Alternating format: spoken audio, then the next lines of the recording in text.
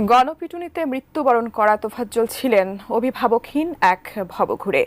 চোর নয়, বরং ব্যক্তিগত সমস্যায় মানসিকভাবে ভারসাম্যহীন ছিলেন তিনি। তোফাজ্জলের নির্মম এই হত্যাকাণ্ডের সুষ্ঠু বিচার চেয়েছেন তার পরিচিতজনরা।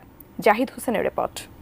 বরগুনা জেলার পাথরঘাটা উপজেলার কাঁঠালতলী ইউনিয়নের তালুকের চরদোয়ানী গ্রামের ছেলে তোফাজ্জল 2011 সালে বাবা এবং 13 সালে মাকে হারান তিনি। আর পরিবারের বাকি থাকা উপার্জনক্ষম ব্যক্তি ভাইকে হারান 2023 সালে। তোফাজ্জলের ব্যক্তিগত জীবন আরও দুর্বিষহ হয়ে ওঠে প্রেম সংক্রান্ত ব্যাপারে বিচ্ছেদের ঘটনায়। মানসিক ভারসাম্য হারিয়ে অভিভাবকহীন তোফাজ্জল ঘুরে বেড়াতেন রাস্তায় রাস্তায়। সবশেষ কয়েক বছর ধরে ঢাকা বিশ্ববিদ্যালয় এলাকায় ঘুরে ফিরে খাবার খেতে দেখা যেত তাকে। আমি বাংলা অনার্স মাস্টার্স কমপ্লিট করছি। বরগুনার সৈয়দ ফজলুল হক ডিগ্রি কলেজ থেকে এইচএসসি, পরে বরিশাল বিএম কলেজ থেকে